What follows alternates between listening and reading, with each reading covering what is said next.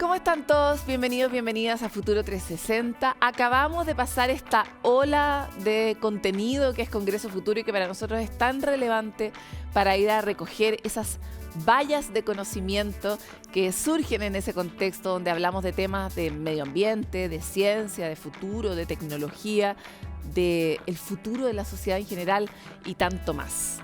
Queremos partir este capítulo revisando la entrevista que pudimos tener con Peter Singer, una de las estrellas que vino a Congreso Futuro 2024, creador, fundador del movimiento por el cuidado animal a través de su libro en 1975, Liberación Animal. Fue pionero en este pensamiento que busca comprender a los animales como seres sintientes y hoy día está mucho más en la palestra, incluso ha sido incluido en la legislación en Europa. Y además tiene una masa crítica mucho más grande, pero también tiene sus propios desafíos, porque hemos pensado qué significa ser animalista, estar atento de los derechos de los animales en el contexto de la inteligencia artificial. ¿La inteligencia artificial lo ha pensado? Ustedes saben que todavía no piensa, pero esa es la pregunta. Revisemos lo que nos comentó en la siguiente entrevista. Muchas gracias por estar con nosotros en Futuro 360, Peter. Un placer. Es emocionante estar aquí. Es un honor tenerte aquí. Es muy interesante ver cómo has evolucionado tu propia manera de observar los problemas que has investigado durante toda tu vida. Hoy escuchamos tu charla sobre cómo la inteligencia artificial está relacionada con los animales. Eso es algo que probablemente nadie está pensando y es parte del problema. Por favor, cuéntanos más, comparte con nosotros qué piensas sobre la relación entre inteligencia artificial y los animales. Por favor, cuéntanos, ¿qué piensas de esto?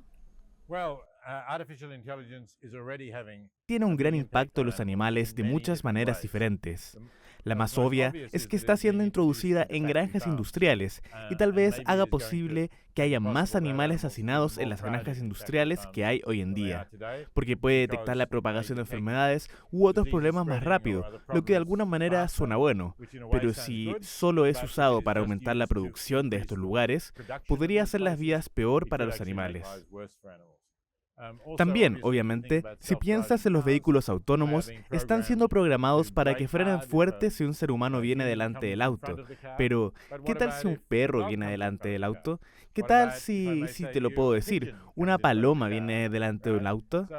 Entonces tenemos que pensar cómo la inteligencia artificial va a tener impacto en los animales. Así que eso es una cosa, pero también puede reforzar los prejuicios que la gente ya tiene, porque, por ejemplo, la inteligencia artificial te puede dar recetas para cocinar gallinas o cerdos, aunque no te dará recetas para cocinar perros. Así que eso es solo seguir con los prejuicios que tiene la gente de que le gustan sus perros, pero no piensan en cerdos o gallinas de la misma manera, y creo que eso está mal.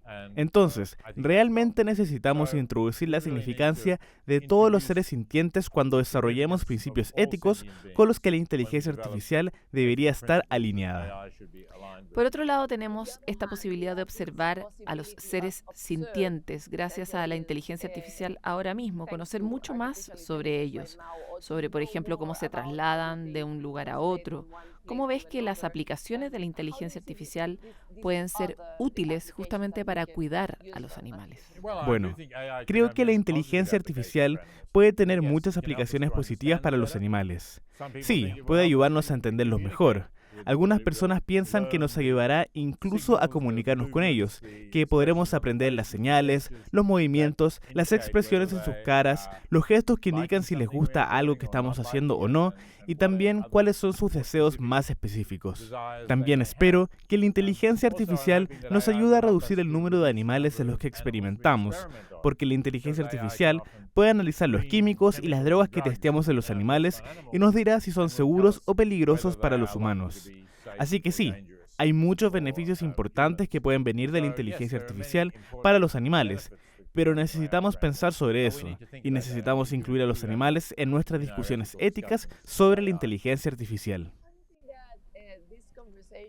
¿Cómo crees que la conversación sobre incluir a los animales ha evolucionado desde que empezaste tu carrera? Y ahora que estamos hablando en términos de la ley que puede proteger a algunos tipos de animales, por ejemplo, en Europa. Bueno, sí, los cambios que han ocurrido desde que escribí Animal Liberation en 1975 han existido en algunos países, pero no en todos, y ese es el problema.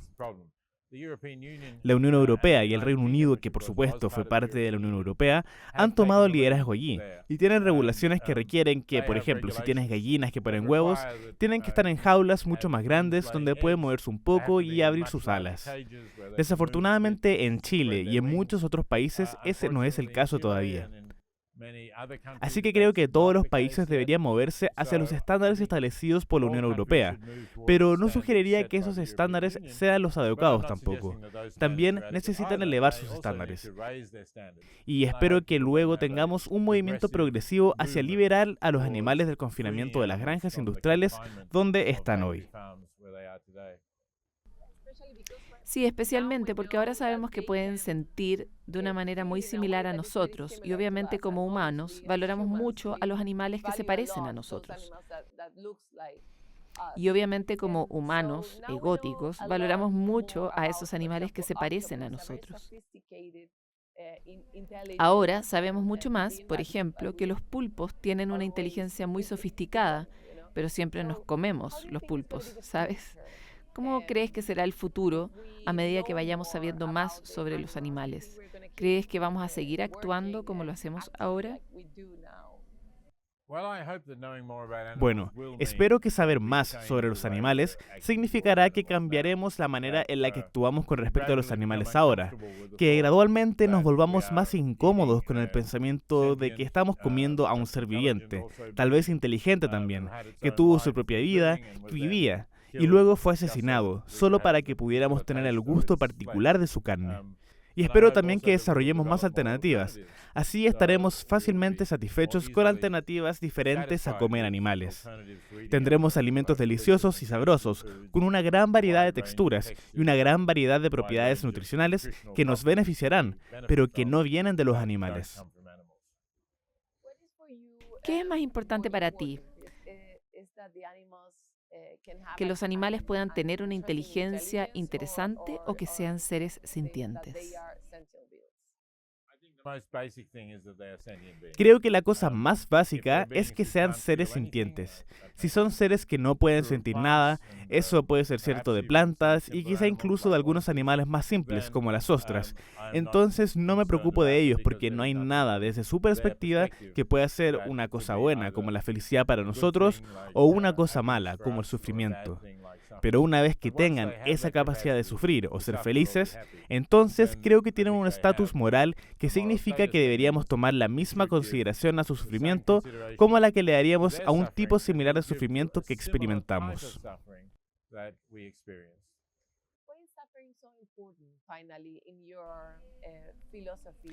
¿Por qué es el sufrimiento tan importante como una medida de relacionarse con la realidad en tu filosofía? Me pregunto por qué la humanidad ha sufrido por mucho tiempo, por siempre, lo hacemos todavía, incluso si no estamos en jaulas como los animales. Sufrimos todo el tiempo. ¿Por qué es algo importante para tu filosofía? ¿Por qué sufrir es un aspecto relevante a considerar? Si preguntas por qué el sufrimiento es importante, creo que deberíamos empezar pensando en nosotros mismos. E incluso si es verdad que no eliminamos el sufrimiento de los seres humanos, hacemos lo mejor para evitar un sufrimiento severo, a menos que haya algún beneficio por ello. Entonces podríamos estar preparados para hacer cosas dolorosas, para salvar nuestra vida o para salvar la vida de los que amamos. Pero, de lo contrario, intentamos reducir el sufrimiento. Hoy en día, nadie que tiene dolor de dientes iría a un dentista que use los métodos del siglo XIX, sin las anestesias modernas y los modos modernos de tratamiento del dolor de nuestros dientes. Uno creería que alguien estaría loco si hace eso.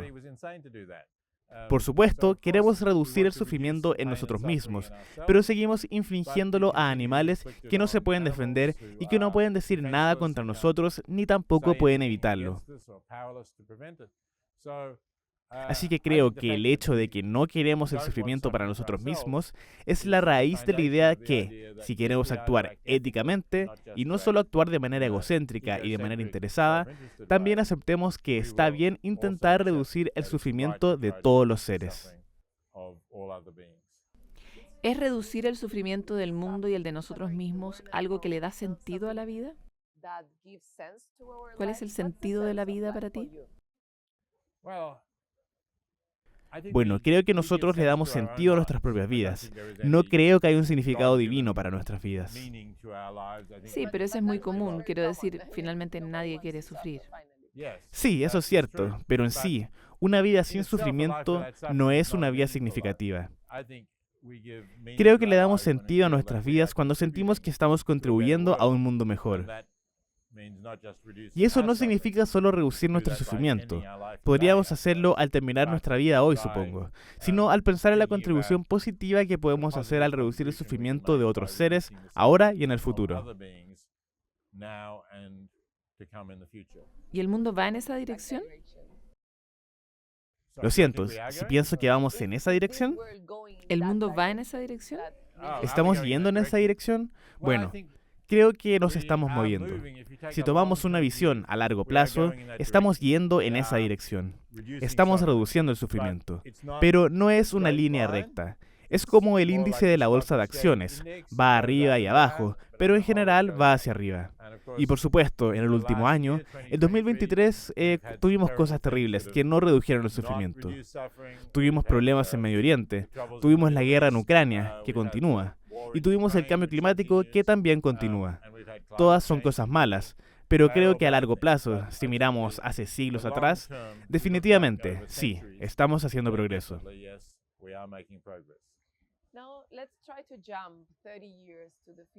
Ahora intentemos saltar 30 años hacia el futuro. ¿Cómo crees que vamos a estar como sociedad en ese momento?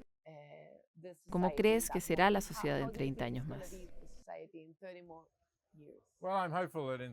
Bueno, espero que en 30 años hayamos resuelto o superado el problema de la extrema pobreza, al menos a gran escala en el mundo. Espero que hayamos eliminado las granjas industriales y que la gente volverá a mirar a estas granjas industriales con horror y dirá, ¿cómo es posible que la gente haya sido tan ciega para pensar que tenían derecho a tratar animales así? Es como cuando la gente pensaba que tenían derecho a tener esclavos. Así que espero que seamos moralmente más iluminados. Como he dicho, puede que esto no sea así en todo el mundo en 30 años. Puede llevar más tiempo para que se expanda, pero creo que estamos caminando en esa dirección. ¿Crees que el mundo en el que empezaste a trabajar cuando publicaste tu primer libro es peor que el que tenemos ahora en términos de, por ejemplo, cuánta gente está tratando de involucrarse en este tipo de problemas?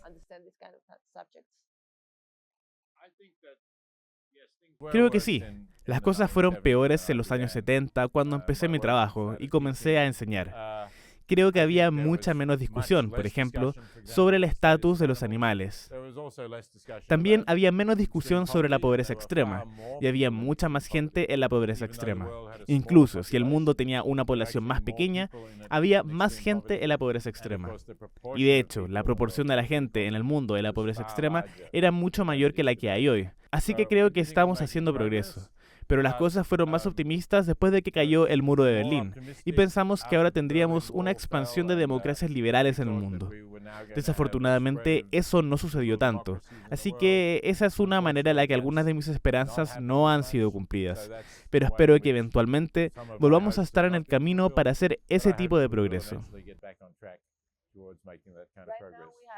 Actualmente tenemos un problema con las democracias liberales que están cayendo y hay muchos nuevos gobiernos autoritarios que están llegando al poder en distintas partes del mundo.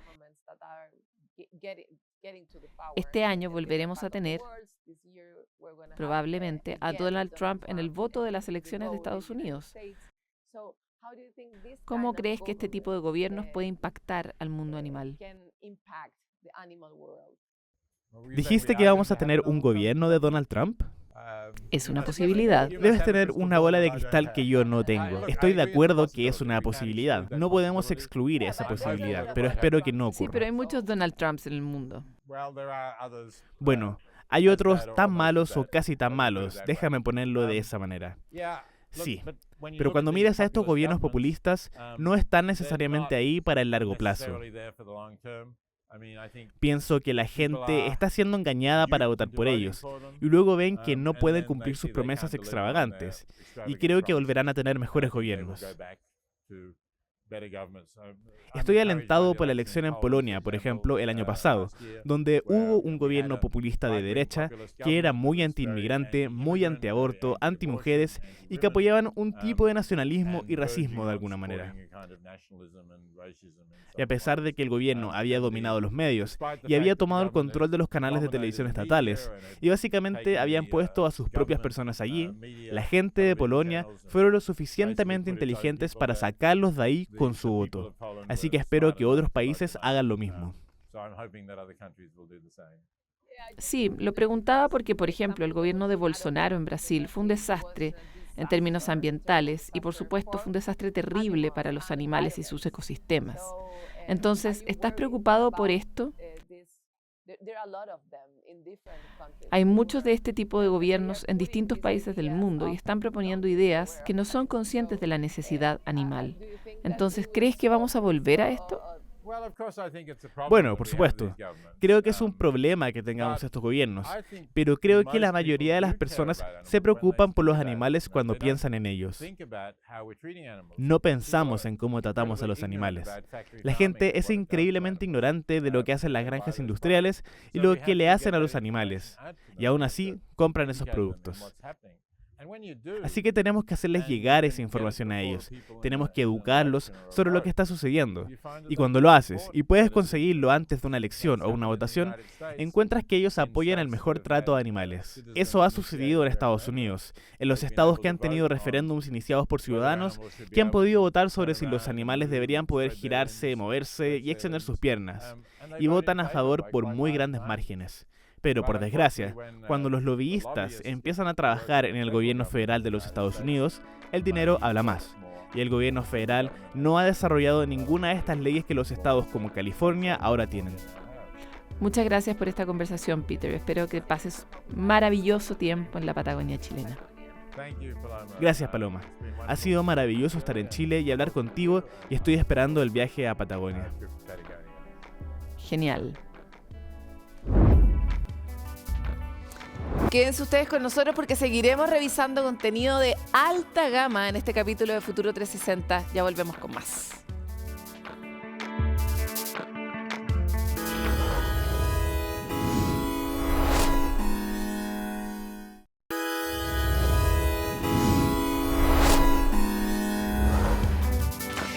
Durante 2023 vimos cómo la aceleración de las tecnologías de inteligencia artificial era una realidad. Todos los días una novedad, una nueva app, una nueva manera. Y para qué hablar del famoso ChatGPT, que es sin duda el personaje del año. El desarrollo de la inteligencia artificial ha sido la conversación. Hemos hablado mucho de las posibilidades, no tanto de los impactos. Y vimos también cómo hacia el cierre del año la Unión Europea lanzaba su primer intento de legislar algo que todavía se ve difícil de atrapar, ¿no? Mientras Estados Unidos sigue desarrollándose muchas veces debajo de la línea, sin que podamos ver en qué sentido las distintas empresas tecnológicas están haciendo sus desarrollos de inteligencia artificial. Está el mundo y también los países tratando de ponerse de acuerdo para ver qué deberíamos permitir, qué deberíamos exigir, qué deberíamos lograr gracias a este gran salto civilizatorio que ha significado la inteligencia artificial. Una persona que está atenta a las preguntas relevantes y está hoy día con nosotros es Claudia López, es investigadora asociada del Centro Nacional de Inteligencia Artificial y justamente se hace las preguntas necesarias. ¿Qué es lo correcto? ¿Hasta dónde? ¿Es ético este trabajo? Así que muchas gracias por estar aquí, Claudia, con las preguntas que importan. Muchas gracias por la invitación, Paloma. Más bien con las respuestas, porque las preguntas yo las voy a tratar de hacer más o menos. Uh-huh. Partamos con el origen. ¿Sientes tú que los humanos estamos haciéndonos o tomando las suficientes precauciones, acompañando el nivel de desarrollo como desenfrenado en el que estamos asistiendo de inteligencia artificial? Yo siento que nos estamos poniendo un poquito al día. Creo que estuvimos bien atrasados por harto tiempo en términos de que dejamos que la inteligencia artificial avanzara y fuimos recolectando evidencia a lo largo de varios años que hoy día creemos que es suficiente para decir los riesgos éticos de algunas inteligencias artificiales parecen lo suficientemente preocupantes como para que nos hagamos la pregunta como sociedad del tipo de inteligencia artificial que queremos tener o de las formas en que vamos a buscar asignar responsabilidades cuando la inteligencia artificial genere daños en las personas o en la naturaleza. Y entonces creo que de a poco nos hemos empezado a convencer como sociedades de que son preguntas que tenemos que empezar a hacernos, y a mí me alegra que el año pasado Chile ya propuso su política y las dos partes del Congreso empezaron a preocuparse de la propuesta de leyes o de tener una discusión abierta para pensar en leyes que nos ayuden a lidiar mejor con la revolución de la inteligencia artificial, potenciarla, porque nadie quiere pararla, pero sí también darnos cuenta de que no de cualquier manera, ¿no? De que los riesgos igual están ahí y que tenemos suficiente evidencia para decir hay que hacer algo. Ya vamos a ir nuevamente desglosando un poco tu respuesta. Y quisiera partir recordando una entrevista que le leí a Sam Altman hace un tiempo ya, yo creo que por lo menos 8 meses, donde decía, de alguna manera, la salida de ChatGPT al público fue algo que permite que justamente nos hagamos estas preguntas de manera pública. ¿Crees tú que ese fue un aporte tal vez no buscado de ChatGPT? Yo creo que lo que pasó con porque si no queda todo debajo como sí, entre sillones de científicos, ¿no? Yo creo que había harto de que estaba en la discusión científica, y en la discusión científica no solo se critica, sino que también se construyen mecanismos que permiten abordar mejor estos desafíos. Me parece que es cierto que con ChatGPT la gente encontró una forma concreta en que la inteligencia artificial parecía hacer algo muy diferente de lo que estábamos acostumbrados a ver en las plataformas digitales. Y entonces desde ahí me parece que esa cercanía que llegó hacia la ciudadanía hizo que la gente que toma decisiones en la política pública se empezara a hacer esta pregunta más en lo público. Creo que ChatGPT al menos logró masificar la preocupación. La conversación. Y ponerla en el ojo de la gente que hace políticas públicas, que creo que era muy importante que eso empezara a pasar. Ya avancemos un poco sobre algunas de las cosas que planteabas. Tú decías, ya hay suficiente evidencia acumulada en ciertos ámbitos donde el desarrollo de la inteligencia artificial efectivamente representa un riesgo. ¿Cuáles son esos lugares que para ti son evidentes, que son preocupantes? La mayoría de los estudios que hay sobre los riesgos de la inteligencia artificial surgen en lo que le llamamos la inteligencia artificial delgada o estrecha, que es distinta de la inteligencia artificial general, que es la que algún día quizás nos va a dominar, ¿no? Pero la estrecha, que es la que ha estado funcionando por mucho tiempo, es aquella que tiene un objetivo específico. Y hay varios estudios. Por ejemplo, ayúdanos a bajarlo. Un ejemplo, priorización de los currículums cuando te llegan muchos currículums para un trabajo y te llegan 600. Y una empresa normal le cuesta mucho abordar y leer 600 currículums. Y entonces lo que hacen es contratar empresas que lo que ofrecen es usar inteligencia artificial para hacer las tareas tediosas y monótonas de la revisión de los currículums y filtrar currículums. Y procesarlos. Y procesarlos y decirles a las personas, ¿saben qué? De estos 600, en realidad, 4. lea estos 10. Y estos 10, póngale un montón de ojo. Pero hay 590 que no vamos a siquiera mirar por un ser humano. Y entonces es una tarea muy específica. Tengo que, de alguna manera, rankear los currículums de la gente y decir cuáles se parecen más a los cargos o al cargo que está disponible, cuáles parece que calzaran mejor. Y de esos hay un montón de otros ejemplos. Hay algoritmos que lo que hacen es priorizar a los pacientes que tienen más riesgos de salud para poder ofrecerles programas de salud que tengan más cuidado. Por ejemplo, eso se hace mucho en Estados Unidos. Hay sistemas que lo que hacen es predecir el nivel o el riesgo de reincidencia de una persona. Acá en Chile en términos delictuales, digamos. En términos delictuales. Entonces, como si es que estás acusado de algo y vas a pedir tu fianza, o sea, si vas a tener fianza o vas a esperar dentro de la cárcel el tiempo para que te enjuicien. Hay unos algoritmos también en Estados Unidos que lo que hacen es detectar o tratar de predecir cuán probable es que vayas a reincidir en un crimen violento. Y si es que eres muy riesgoso, no te sueltan. No te van a dar fianza y el juez va a estar influenciado por ese como valor que va a predecir la inteligencia artificial. Y a pesar de que la mayoría de los estudios que hacen este tipo de evaluaciones, que se llaman auditorías algorítmicas, están en Estados Unidos, uno también ya puede ver en Chile que hay algunos sistemas que utilizan inteligencia artificial en la selección de a quienes vamos a elegir para cierto servicio público o para cierto, o quizás para ofrecerle algo o para seleccionarlo para algo. ¿Y por qué eso es un riesgo? Y entonces el riesgo surge, y esto yo construyo mucho sobre evidencia norteamericana, surge en que cuando hacen análisis de estos tipos de inteligencias artificiales tratan de analizar si es que le funciona de manera parecida, como que le funciona bien a distintos grupos de la sociedad. Y en Estados Unidos hay dos dimensiones que han mirado mucho. Una es el género, o sea, por ejemplo, si en la selección de personal al que van a revisar, se van a revisar más hombres o mujeres. ¿Ya? Y ahí hay harto sesgo de género, particularmente para los trabajos técnicos. O también hay hartos sesgos de género en términos de si es que los trabajos son bien pagados, es menos probable que elijan a las mujeres para esos tipos de trabajo. Y en el caso de nuevo, Estados Unidos, otro eje que analizan mucho es la raza.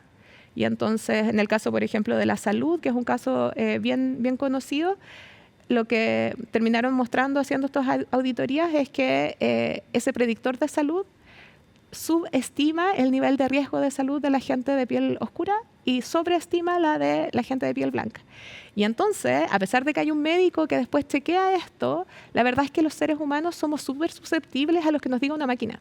Y entonces existe algo que se llama el sesgo de automatización, que si es que la máquina me dice, esta persona es súper riesgosa en Debe salud, ser objetivo. Uno tiende a creer que sí. ¿Ya? Y aunque uno como que tenga preparación y todo, a los seres humanos nos cuesta harto decirle que no a la máquina o no creerle. Y entonces lo que termina pasando es que a pesar de que haya ese chequeo, sigue habiendo un sesgo racial muy importante en ese caso en particular.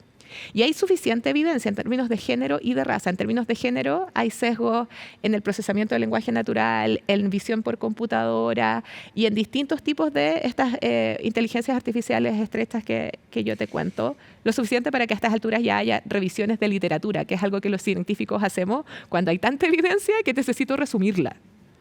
Ahora, hay una cosa bien impresionante, que es que a pesar de que en la práctica nosotras sentimos que vivimos en un lugar mucho más amigable con las mujeres, a medida que uno mira ese número de la ONU, de cuántos años faltan para que el mundo sea equitativo para hombres y mujeres, ese número solo crece, ¿no?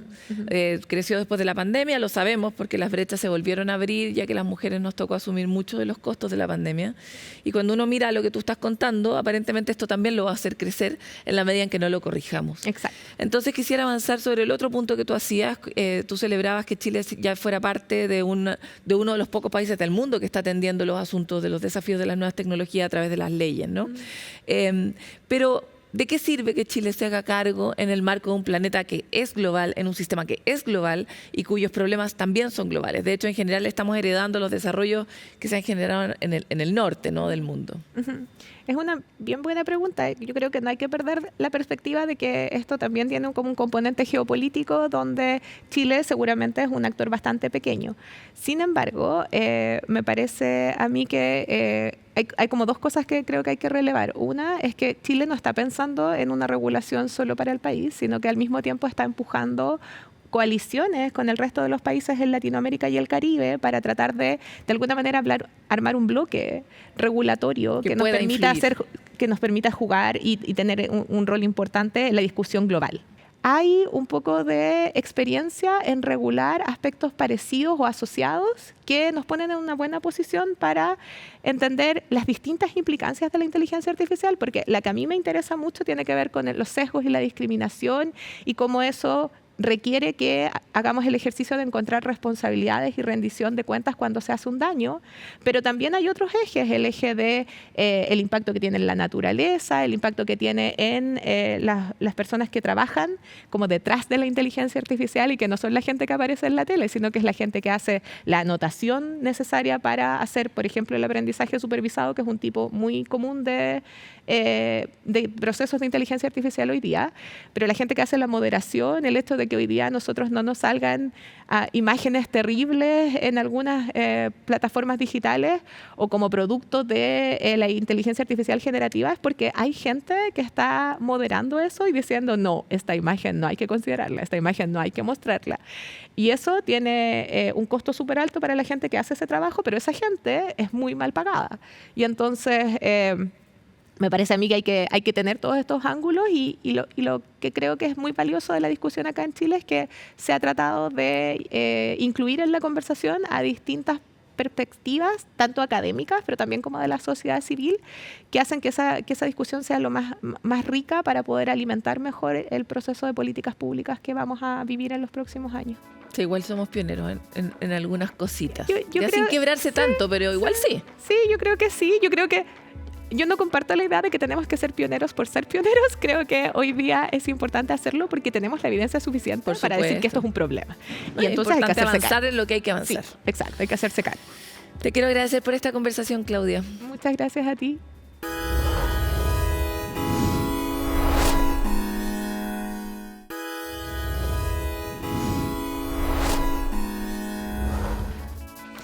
Chile se convirtió en el primer país del mundo en aprobar el Tratado de Alta Mar, que revisamos nosotros en Futuro 360 alrededor de octubre de 2023. Cuesta mucho que estas noticias tengan relevancia y sin embargo son tan impactantes para el futuro de la humanidad. Busca de alguna forma sentar las bases para poder proteger esas aguas que están más allá de las 200 millas que tiene cada país jurisdiccionales, nacionales, ¿no? ¿Qué implica? ¿Cómo podemos proteger esos vastos territorios marinos y hacernos de esa riqueza de una manera colectiva, que es lo que busca este tratado? ¿Cuál va a ser el rol que vamos a tener en este acuerdo y cuál queremos jugar? Que esa es otra de las preguntas. Camila Eguía se hizo todas ellas y las contesta en el siguiente reporte.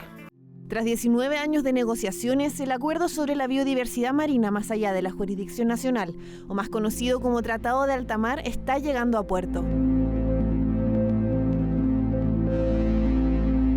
El océano es un área interconectada que abarca aproximadamente el 70% de la superficie del planeta. La alta mar concentra el hábitat del 95% de los seres vivos en la Tierra y absorbe aproximadamente el 30% del CO2 del mundo. Proteger lo que no es de nadie es precisamente el objetivo de este tratado. Busca fortalecer la gobernanza oceánica, desarrollar políticas para la conservación y sostenibilidad de la biodiversidad marina, incluyendo áreas protegidas en alta mar.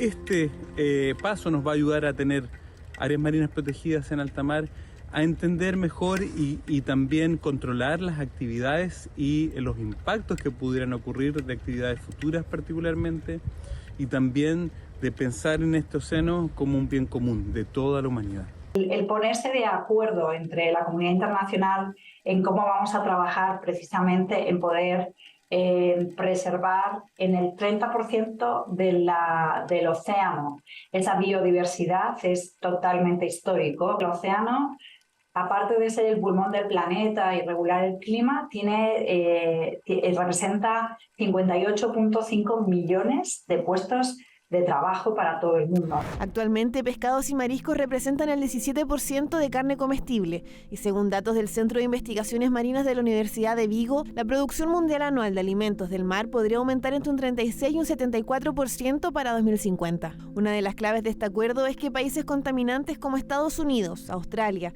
Reino Unido y China lo firmaron. Esto opera como un compromiso, ya que después cada nación debe ratificar la participación. Pero está claro que si los países más contaminantes son los que tienen las mayores capacidades técnicas para ejercer, por ejemplo, el monitoreo, el seguimiento, para ejercer también un esquema de manejo apropiado de la explotación de los recursos, utilizan esos mecanismos al servicio y bajo el acuerdo global de este tratado va a haber un impacto muchísimo mayor. Tanto el acuerdo tiene este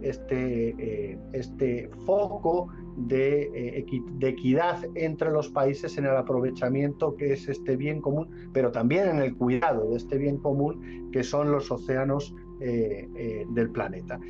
Además, implementa un mecanismo sancionatorio por daños producidos en el ecosistema, en el que cada país debe pagar un precio por lo que contamina. Cada vez más existe la posibilidad en el derecho internacional de establecer sanciones y de establecer responsabilidades, y creo que este es un paso en la dirección correcta, porque creo que a esto también nos estamos acostumbrando dentro del sistema internacional, ¿no? Que hay una responsabilidad que tiene que revertir también en las comunidades que más han sido afectadas por este tipo de impactos medioambientales. En enero de 2024, Chile lo aprobó por unanimidad en la Comisión de Relaciones Exteriores del Senado, convirtiendo a nuestro país en el primer país en ratificar el acuerdo y además aspira a ser sede mundial. Pensamos que Valparaíso es la mejor opción para que sea la sede de BBNJ y pensamos que ofrecemos también una oportunidad para que la gobernanza global de Naciones Unidas se desconcentre. Chile es un país con mucho litoral y por tanto tiene también mucho conocimiento de lo que es la gestión de los océanos, las problemáticas que se pueden dar en los océanos y eventualmente cómo abordarlas. Anhelos que deberán esperar a que el acuerdo BBNJ entre en vigor, es decir, 120 días después del depósito del instrumento y ratificación de 70 estados. Un paso histórico hacia la conservación de este importante ecosistema.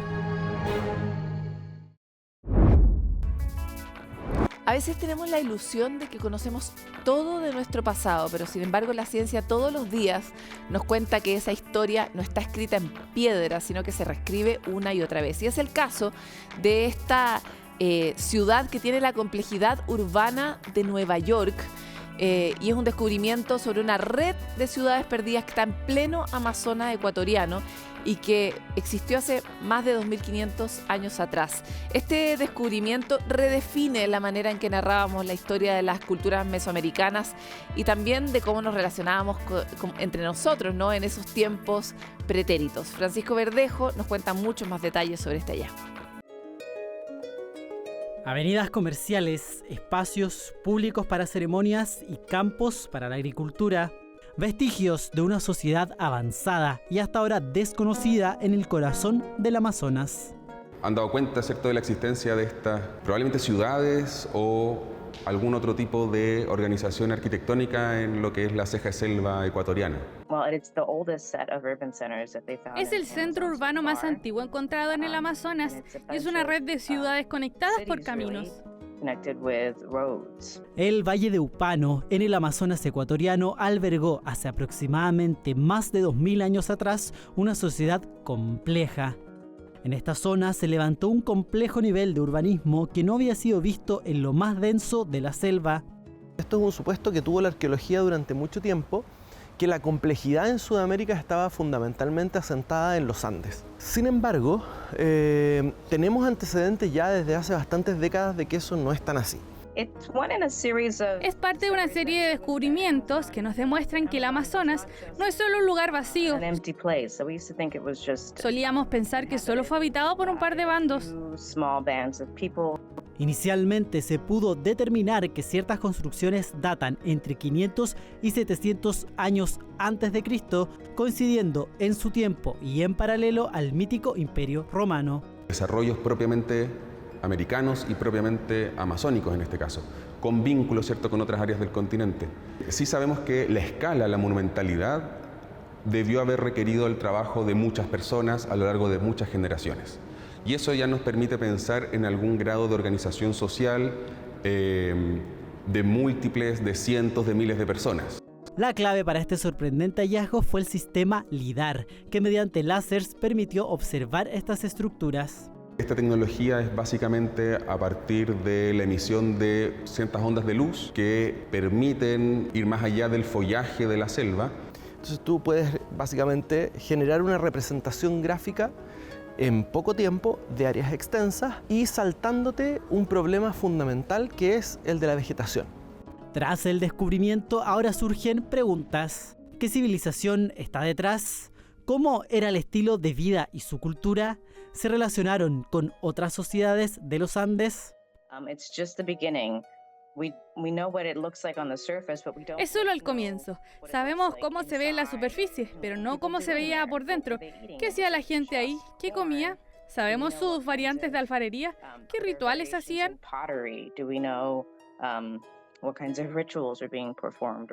Un valle de ciudades que se estima pudo albergar entre 10.000 a 30.000 personas y que viene a redefinir lo que sabemos de las culturas amazónicas y precolombinas en América Latina. Excavaciones y rastreos a áreas más extensas serán los próximos pasos para seguir revelando los misterios de este inédito lugar.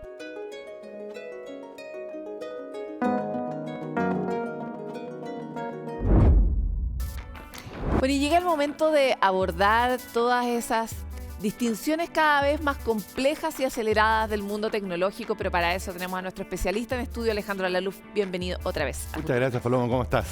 Contenta con tu cumpleaños, sobre todo. Ah, muchas gracias. Sí, tuve un aniversario. Da gusto que estés otro año más en la Tierra. Claro que sí. Cuéntanos las novedades. Las grandes novedades tienen que ver con quizás el que fue el gran ganador de la Consumer Electronics Show sin haber estado en esa feria. Me refiero a Apple. ¿Por qué? Porque mientras se desarrollaba en Las Vegas este evento gigantesco de tecnología donde todas las grandes marcas están presentes, Apple, fuera de ella, presentó su Apple Vision Pro. Ya lo había presentado a fines del año pasado. Aguando el asado. Aguando el asado. Es una manera de... Claro que sí. Ya. Lo interesante, lógicamente, es que estamos hablando de un dispositivo que, lógicamente, es una innovación respecto a lo que es la computación espacial. Ya no estamos hablando de realidades mixtas, aumentadas, ni siquiera incluso de realidad virtual, sino que derechamente de computación espacial, que fue el concepto que decidió empujar Apple para denominar, digamos, esta nueva fase de tecnología. Es el nuevo producto que presenta Apple después de su Apple Watch. Desde entonces, el 2015, pero que ¿a qué se refiere? Nuevo. ¿Computación espacial porque te permite andar en el espacio de una mejor manera o porque de verdad es para fuera de la Tierra? No, tiene que ver más con lo primero. Estamos hablando de un concepto que tiene que ver con una máquina que permite tener todo tu entorno, tu escritorio de tu computador, múltiples aplicaciones, videojuegos, servicios de streaming, etcétera, pero de manera espacial en el entorno, no, digamos, encerrado en una pantalla. Así como Minority Report. Exactamente, de alguna manera sí, pero con un sistema, un headset que se llama, no es el único lógicamente, tenemos otras marcas como Meta, incluso Microsoft también que están presentes en el mercado, pero claramente este dispositivo de Apple, que ya está a la preventa a partir del viernes pasado a un valor de $3.500, no es un valor menor. Pero lógicamente estamos hablando de una tecnología nueva. Early adopters claramente van a ser los primeros en tomarla y en verificar, digamos, cuáles son los pros y contras que va a tener esta primera generación del aparato, que próximamente, aquí unos quizás 3-5 años, podríamos considerar que se va a convertir en algo mainstream. Oye, y cuando yo tengo mi escritorio en los anteojos, digamos, estos lentes que te pone, yo para activar algo, ¿lo activo con la mano o con la mirada? Las dos te van a servir. La gracia del Apple Vision Pro es que tiene montones de sensores, aparte de cámaras, micrófonos, que van a permitir la interacción con el aparato y con las aplicaciones. La principal, te diría yo, y la más innovadora tiene que ver con esta. El hacer este gesto... Que es el gesto que uno hacía en el computador antes. Exacto, tiene que ver con el clic. Cada vez que tú quieras activar alguna función dentro del concepto de espacial del Apple Vision Pro, vas a tener que activarlo así. Este va a ser el clic del ratón, donde vas a poder activar una aplicación, lo cual me parece fantástico, pero tiene sus pros y sus contras también, porque, por ejemplo, para teclear también tienes que hacer lo mismo, entonces es un poquito más lento. ¿Cómo? Es un poco más, sí. Bueno, vamos a ver veremos. Lo que se viene, ya están las primeras impresiones y el aparato va a estar a la venta ya a nivel masivo dentro de los Estados Unidos, todavía no hay fecha para fuera de territorio norteamericano a partir del 16 de febrero. Estupendo, pasemos al que viene. Pasemos al siguiente tema que también tiene que ver con un nuevo producto.